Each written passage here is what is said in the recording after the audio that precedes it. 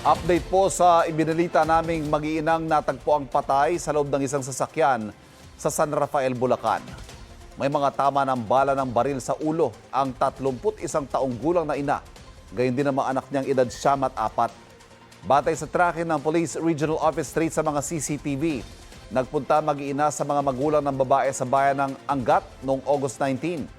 Umalis sila roon bago mag-alas 5 ng hapon. Bandang alas 5:30, hindi na raw makontak ang mag-iina. Ayon sa pulisya, ang inang rehistrado may-ari ng sasakyan, pati ng baril na natagpuan sa loob nito.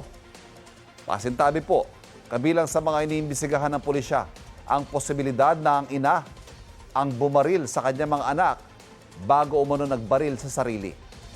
Ayon sa San Rafael Police, magbibigay ng update ang Police Regional Office 3 tungkol sa kaso ngayong araw. Sine-check namin lahat. We're exhausting everything in coordination with the anti-cybercrime group.